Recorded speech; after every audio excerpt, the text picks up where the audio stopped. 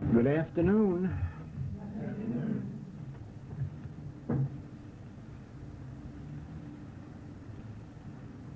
The series of talks that we have had here at the Hawaiian Village Hotel and over on Maui could very well have been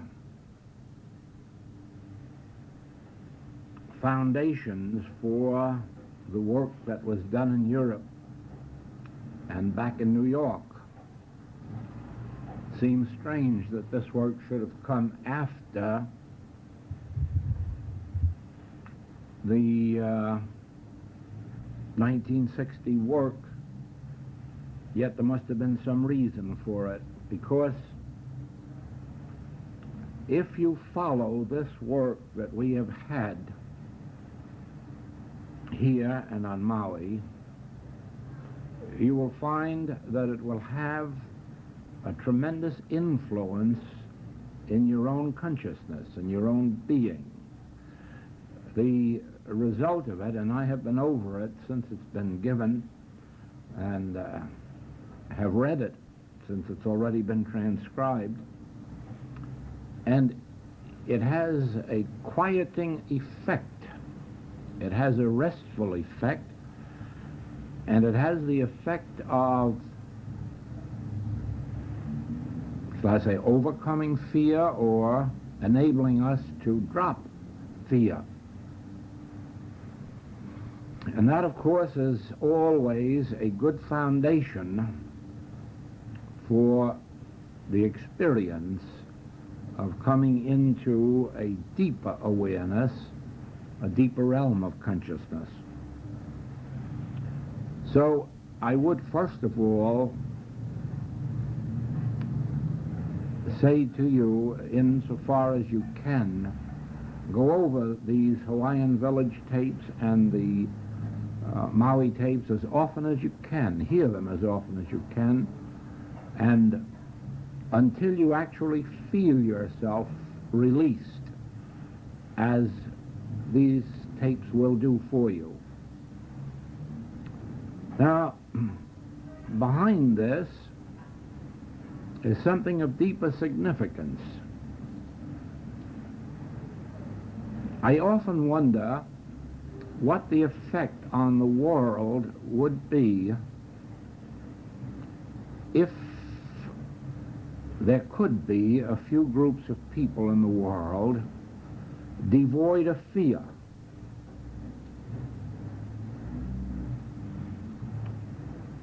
If there could only be a few small groups of people devoid of fear, what would happen to the rest of the world? To what extent would that transfer itself? Just as in an individual household, when there is one parent only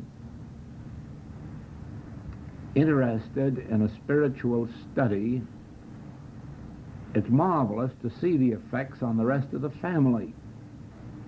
The degree in which fear is lost, the degree in which the major sins and the major diseases seem to be ruled out of those households where there is even just one serious student in the family.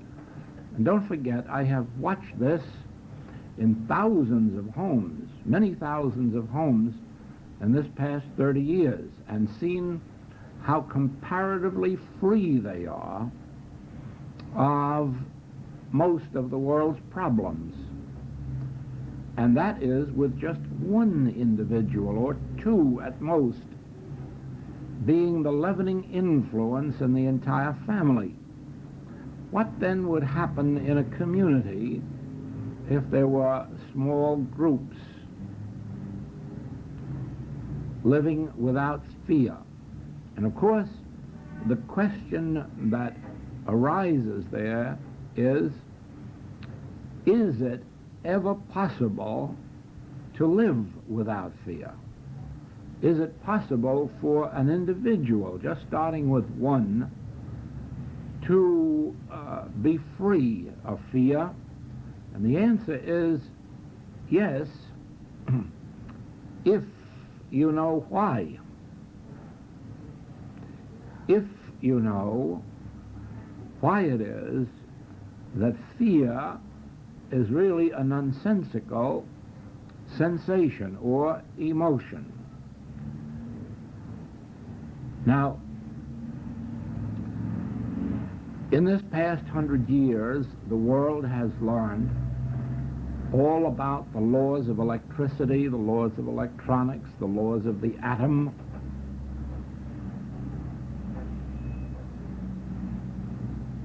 Many laws never before known are now known and harnessed and utilized.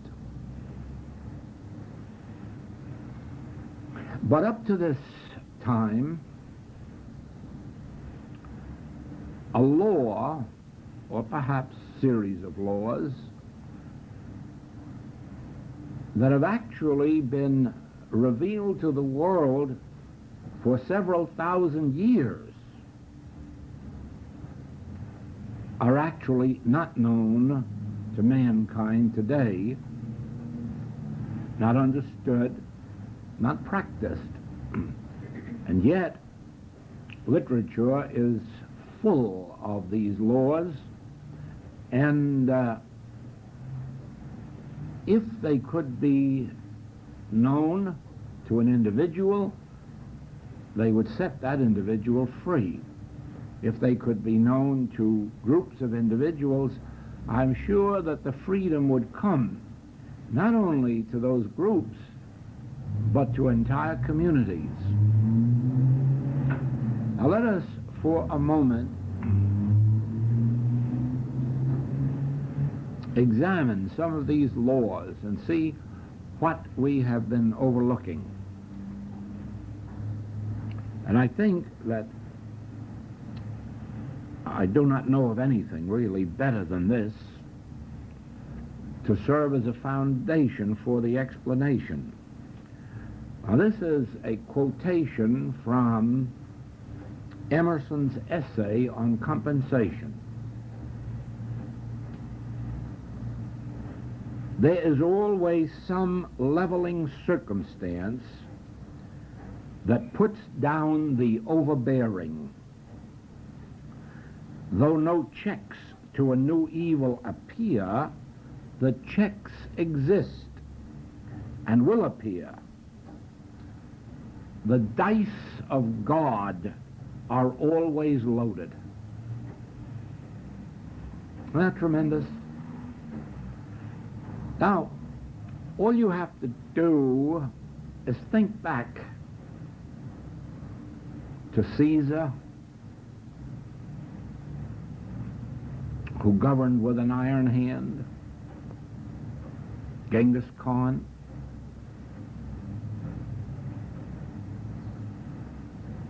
Alexander the Great. If we want to come to more modern days, the czars of Russia, Hitler, who couldn't be conquered, who carried everything before him. Think. Go back in history and find dozens more illustrations and see if you cannot agree that the dice of God are always loaded. That even though at the moment there appears to be nothing to stop the onward march of tyranny, of evil, in one form or another, inevitably these checks appear and become manifest. Now, Emerson, and he's really transliterating from an Oriental teaching, says that there is always some leveling circumstance that puts down the overbearing, but he doesn't name it. He could have named it because he knew it. This circumstance is a law. As ye sow, so shall ye reap. As ye do to another, so it shall be done to you. Whatever you bind will bind you.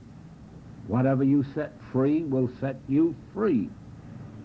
Because all life is really lived at the center of our being, and the outward circumstances are governed and controlled by this inner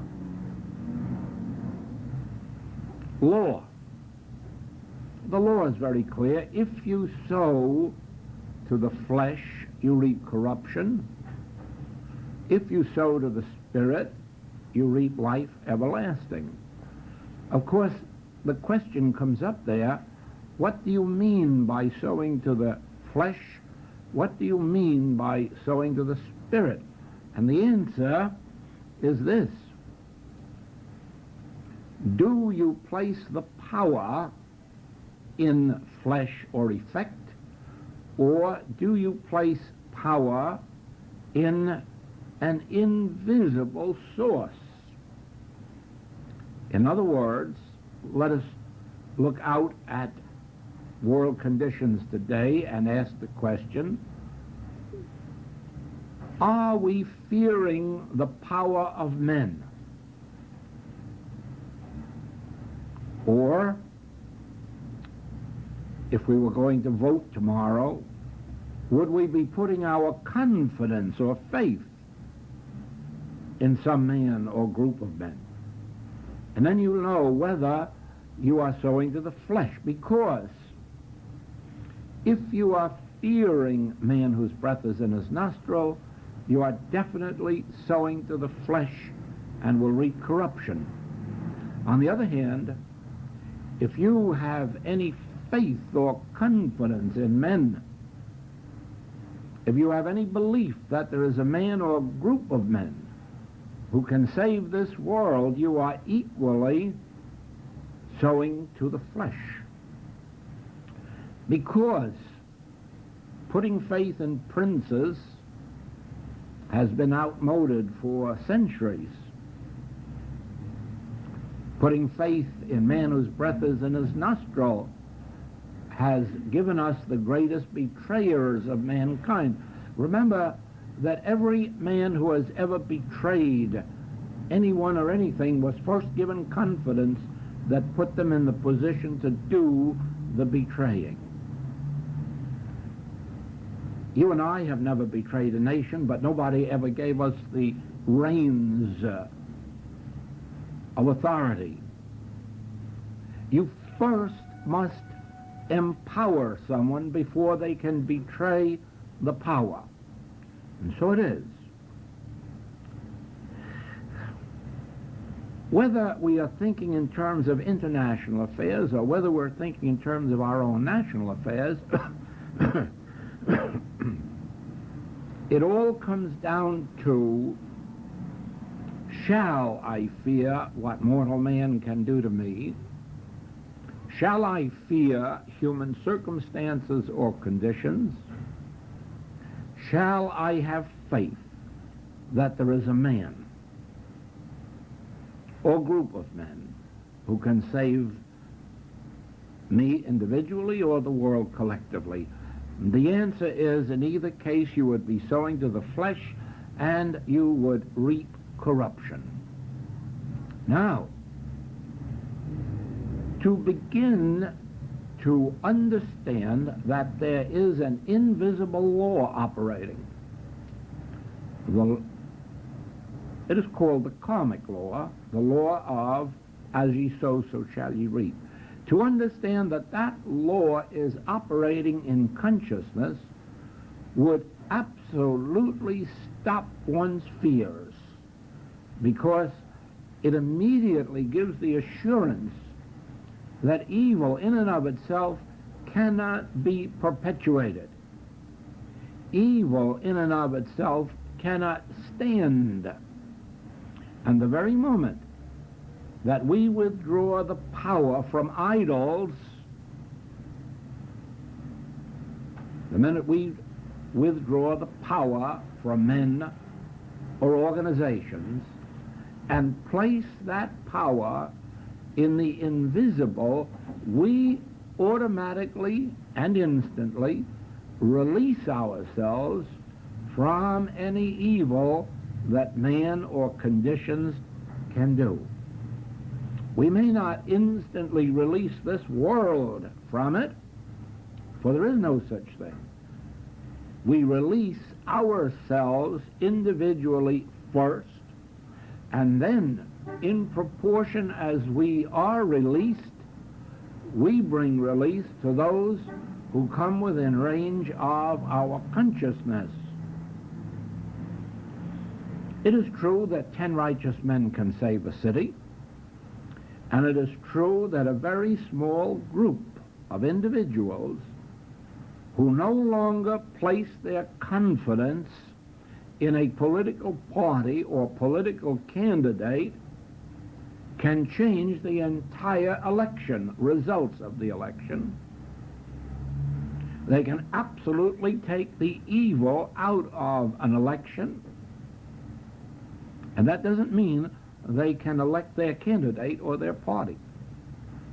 It only means that out of the candidates who are running, that those nearest to the level of spiritual integrity would find their way elected.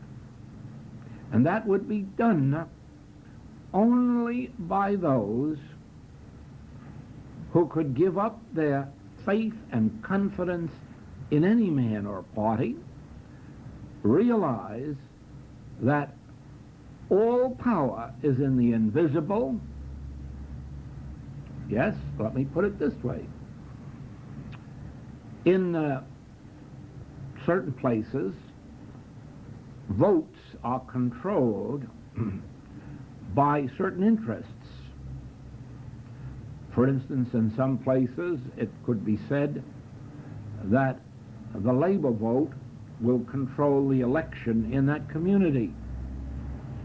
In some other community, it could be said that a church would dominate the election because they're in the majority, and it would control the election. In some other places, it would be said that the industrialists have control of the votes in their community and would do it. And it is that very belief that perpetuates the evils of our world, our political world, because the power is not in an individual or in a group. The power is in the Spirit. And when we withdraw our faith, hope, confidence, or fear, and place our entire reliance on the law, on the invisible, on this very statement that though no checks to a new evil appear, the checks exist and will appear, for the dice of God are loaded. No, you say, it hasn't been that way in the past. No, it never will be. As long as man is placing his hope, confidence, and reliance on man, or as long as he is placing his fear in man. This only begins to operate in the experience of those who have come to the realization, Pilate, thou couldst have no power over me unless it were given thee of God. Or infection or contagion, thou couldst have no power over me unless it were given thee of God. For there is no power in the visible form. The power is in the invisible essence, substance, and law of all form.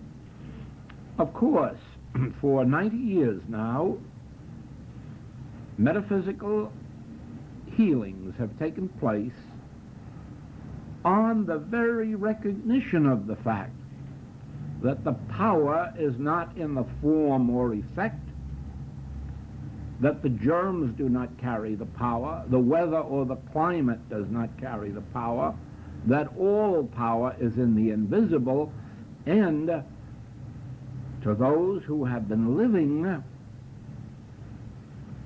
in that consciousness, it is safe to say that they have avoided not necessarily all of the evils of this world, not all of the ills of this world, but 80% anyhow, and that is a wonderful start in the very first century of the understanding of such laws.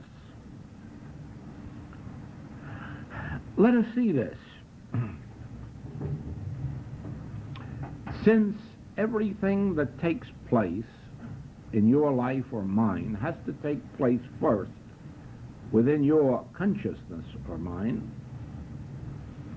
it is within our own consciousness that we have to come into an agreement that there is a law that as ye sow, so shall ye reap. There is a law that operates eventually to put down the overbearing.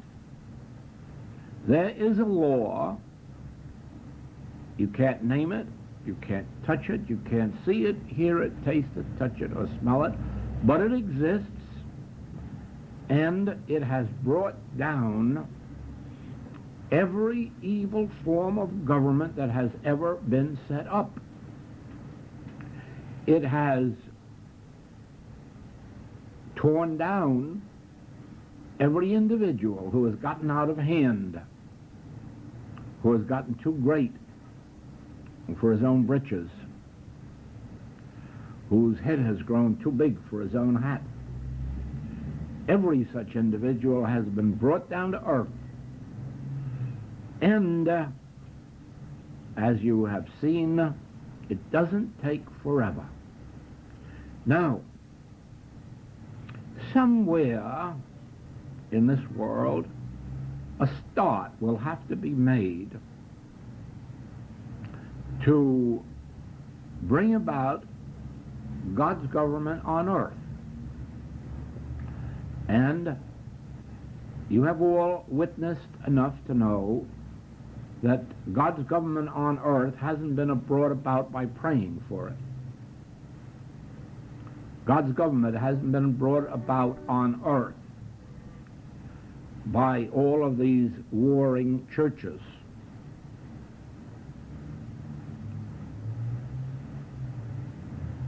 God's government will only be brought about on the same principle that you can bring about health and supply and companionship in your own life. And that is not by going out and believing that you are going to get God to do something for you, or that some new religion or some new teaching or holding to some thought is going to bring God down into your life, but in the one way in which you have been taught, and that is in the realization that the only real law is a spiritual law, and that material and mental laws are not laws and only operate as law while there is a belief in them, a conviction of them, or a hope or faith in them.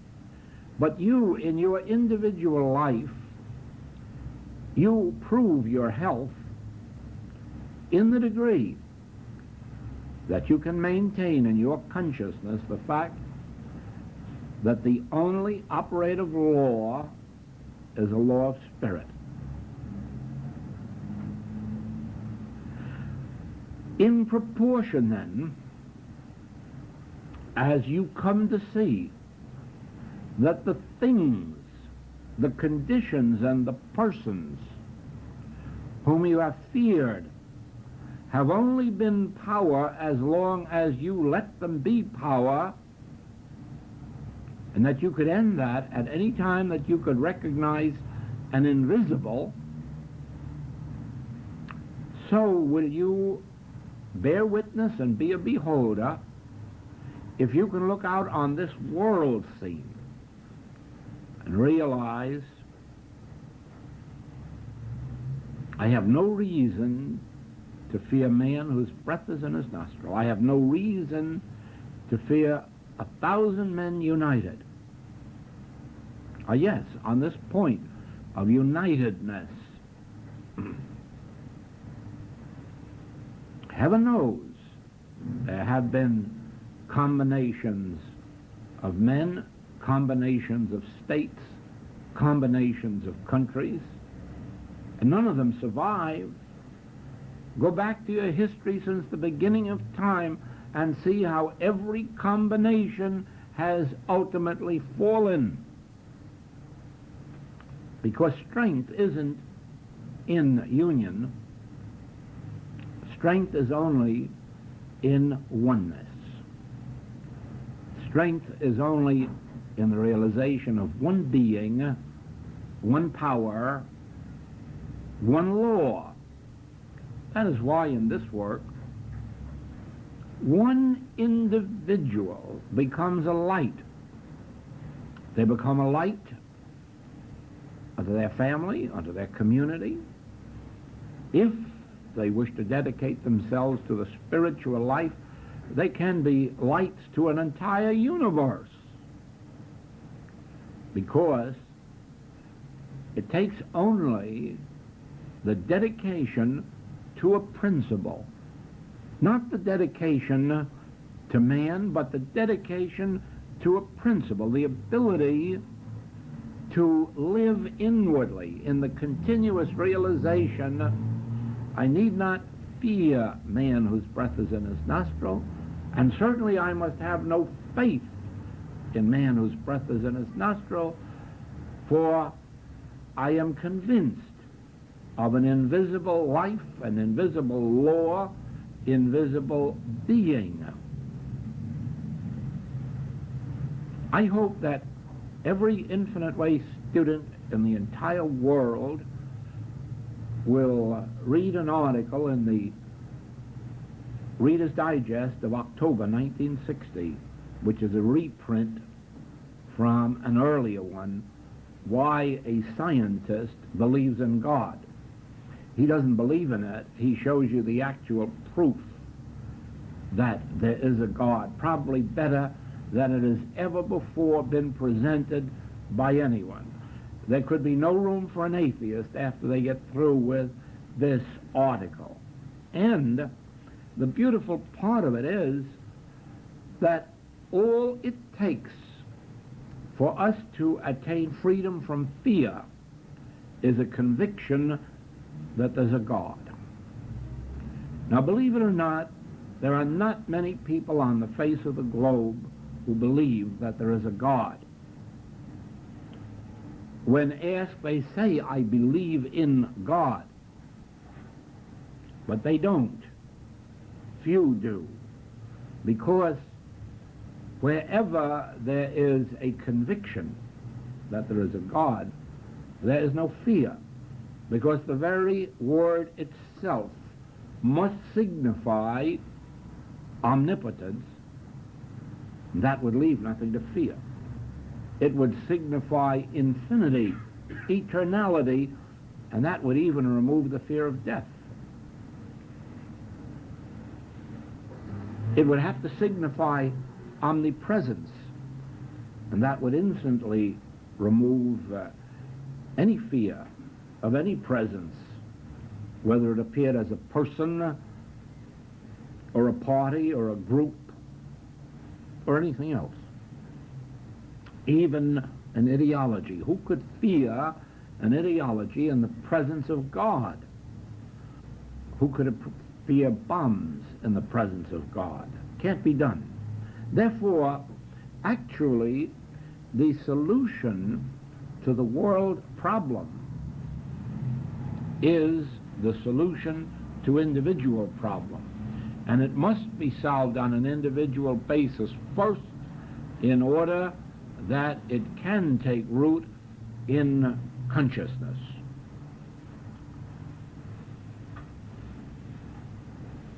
There is always some leveling circumstance that puts down the overbearing.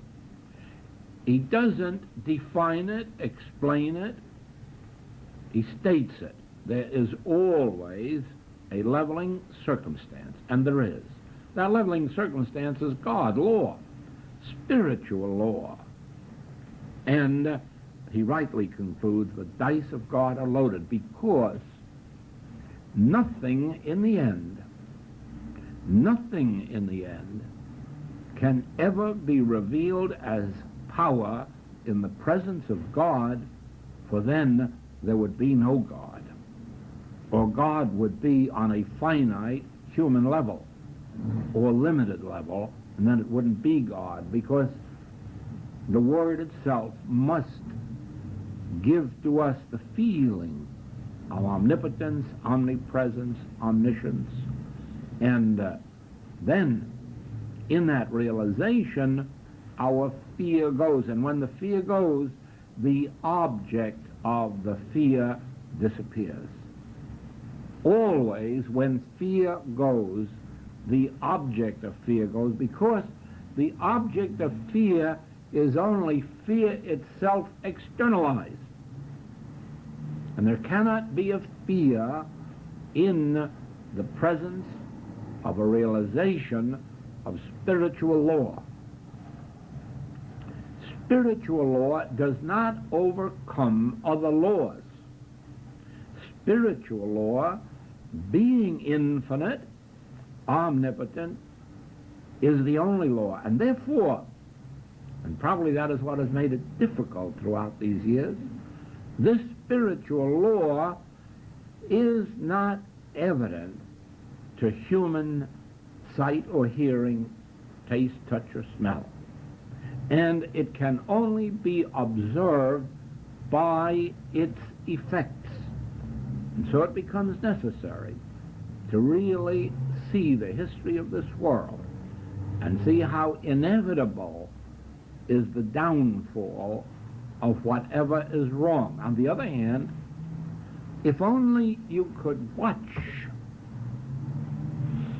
if only you could be separated from your own lives long enough to see what has happened in only the last 50, 60, 70 years in the way of bettering this world. If only you could see the permanent good that has come into this world in man's relationship with man, in nation's relationship with nation, then you would know, and then you would realize how close we are to the end of all of these national and international disputes. Not differences, no. As long as we are humans, there must be differences of opinion and differences of interest in a minor way, but see only the change that has come into this world in commercial relationships, international relationships, and so forth. You'll see that, taking the overall picture, there has been a gradual elimination of many of the evils that existed 50 or 60 years ago, and there has also been a gradual coming into focus of more harmonious relationships on a permanent basis. Undoubtedly, evolution is doing its work. Undoubtedly, there is this silent, invisible, operating in human consciousness, bringing about this change. And we are now witnessing probably the last of these overbearing peoples or nations. as the adjustment is made to clear up some of the evils that have existed the past 200 or 300 years. We are right now in the process of adjustment as much or many of these evils are being dispensed with. But we can hasten the day, not only for ourselves individually, which isn't of too much importance, except that it affects the demonstration of the entire world. In the overcoming of our fear through the realization of an invisible, which is a presence, which is a power, and which is overturning and overturning and overturning until he come whose right it is. There is an invisible. Therefore, you'd be surprised what a great contribution you could make to the world by not going out into the world to fight these so-called evils, but by having additional periods of meditation for the realization of the impotency of these and the impersonal nature of these evils. Instead of fighting certain men, instead of fighting churches, instead of fighting political parties, just to sit home and realize the impotent nature. Let them do the fighting. And find, as they did in ancient days, that the enemy fights itself and destroys itself. It does, if only we don't enter the battle, but can sit on the sideline in the realization of the impotence of that and those who appear to be the overbearing.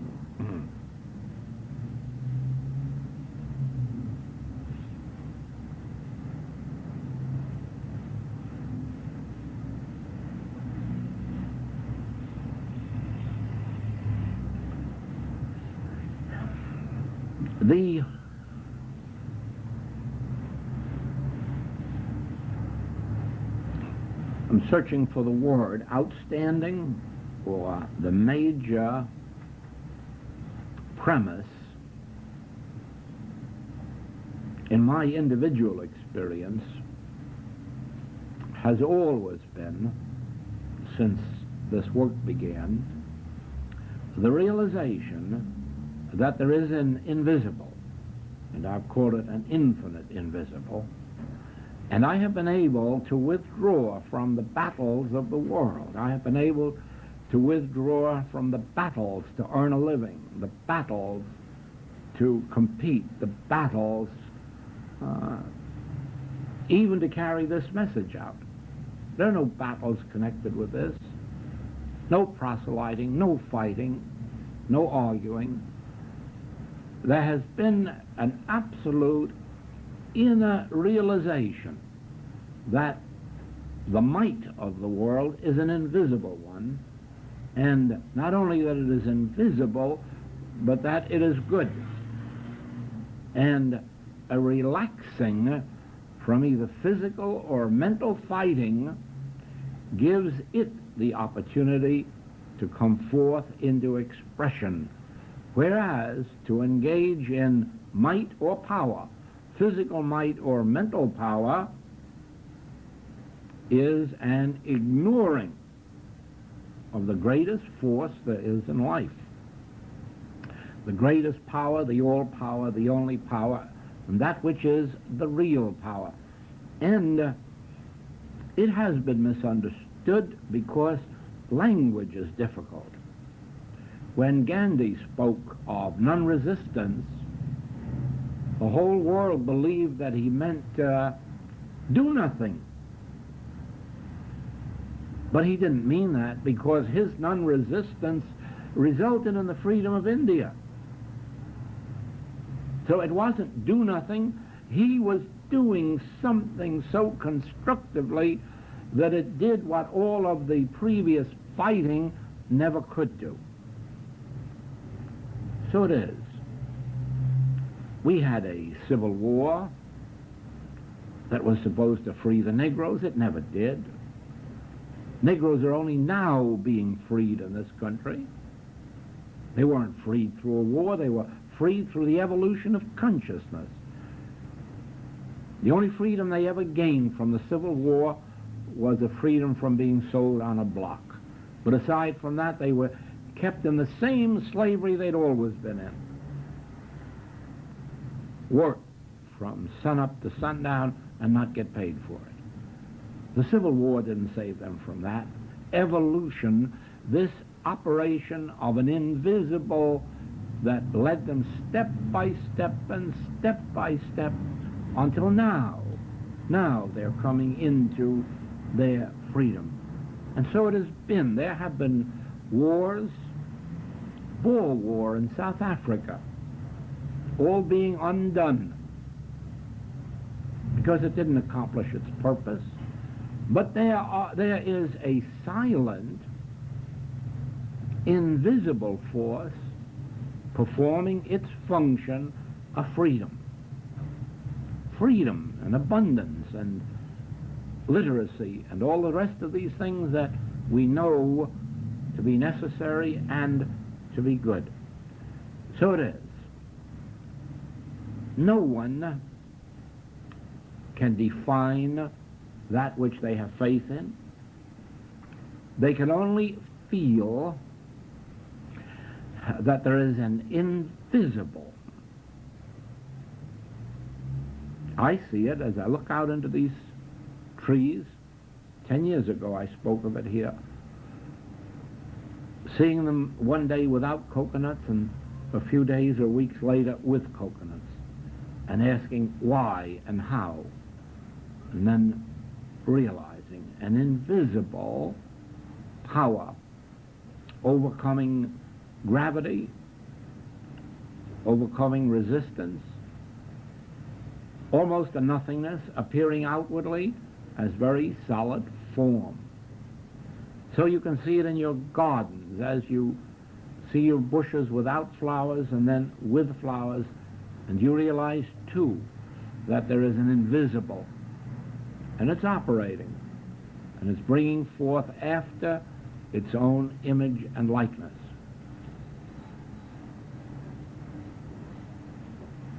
To fear men, circumstances, or conditions is to make idols. To have faith in men is to make idols. But to understand that without the use of physical or mental force, there is always a spiritual invisible, a law in operation, a love, a life, a presence, a power, and then the ability to rest back and let it function. This is the grace that brings about the changes in our human experience. This is where the power of grace comes into expression. There too, there isn't a class ever held that someone doesn't send a question up, what do you mean by grace? And it can't be defined. It has to be felt. The power of grace is the power of the invisible. It isn't something earned or won. It isn't something that you wait until it strikes you. It is something you bring into expression by the withdrawal of fear, for man whose breath is in his nostril, and withdrawal of faith in man whose breath is in his nostril. And when there is no longer fear or faith, the power of grace comes into expression and brings forth everything and everyone needed in our experience. That's why, except to students who've read, studied for a long while, it isn't possible to explain grace.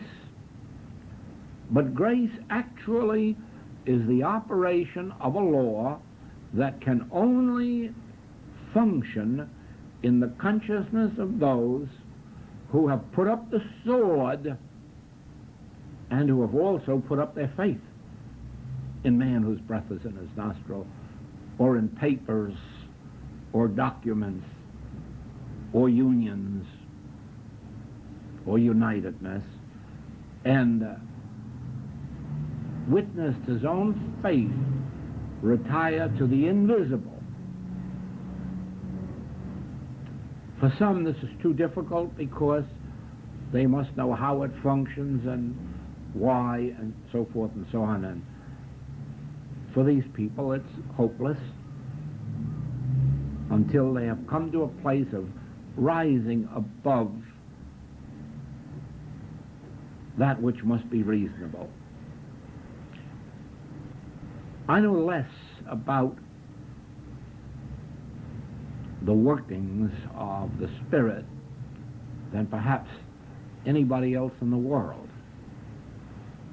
because I know nothing about it. I only know this, that it works, however it does.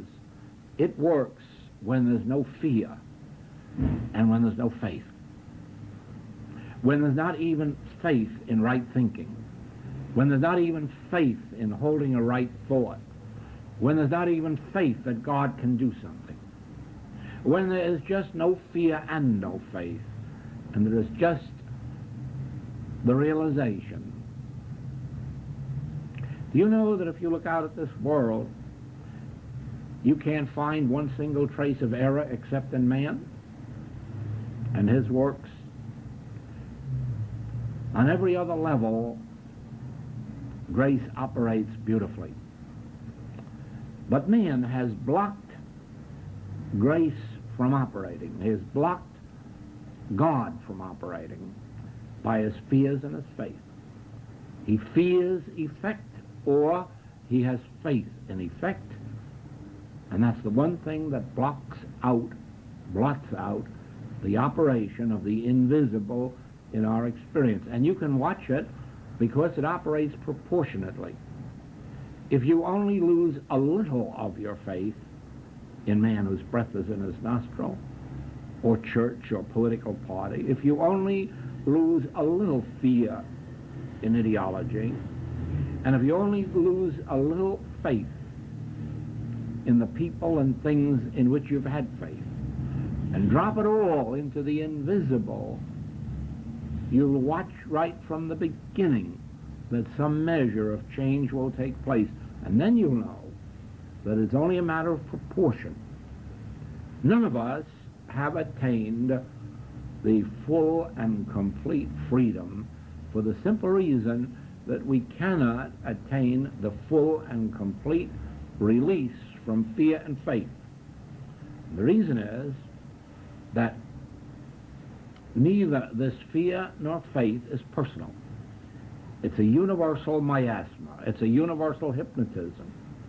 And as much as you might individually overcome it, there still will be enough of the universal operating so that, as I've said before, even the most dedicated find that they are not 100% free of the sins and diseases of the world, but at least many, many, many attain 3/4 and more of that freedom. The full and complete freedom can only come as the degree of the universal fear and faith is lessened.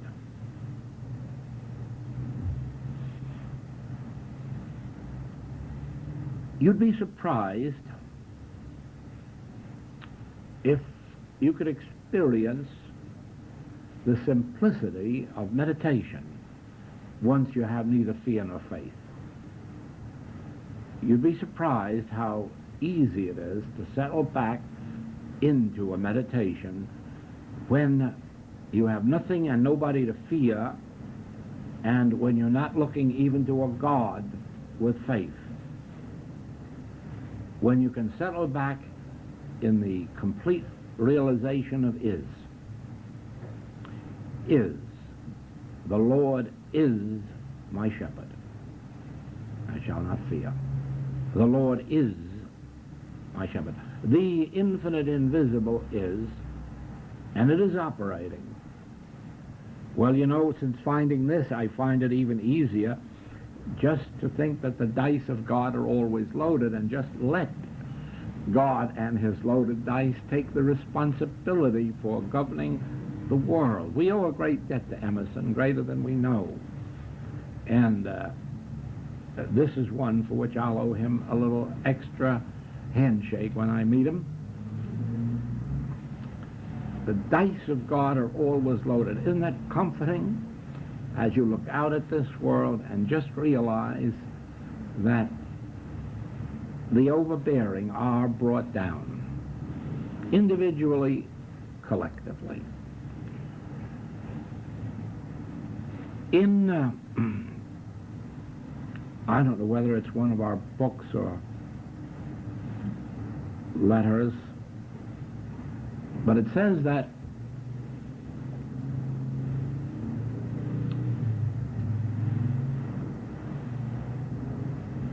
when I look at an individual or a condition and realize that there is neither good nor evil in them, that I can immediately settle back in peace. And that is exactly what happens in meditation. The minute you can go into meditation realizing you're not going there to get anything, nor to get any powers, that there isn't any you need. For whatever is in the invisible is. And so when you go into meditation with nothing to overcome and nothing to get, in the realization there is neither good nor evil, neither good to be gotten nor evil to be overcome, instantly you are freed from human thought, and you can settle down into a tabernacling, a communion, an inner communion. Watch and see if it isn't true that the only thing that interferes with your perfect meditation is that either good or evil will come into your mind. Either the desire to get rid of evil or to get good. And it is only in the overcoming of that, and that can only be overcome through the realization of this invisible. I don't have to do. If I speak of myself, I bear witness to a lie. I don't have to do. I have to be still, and it does.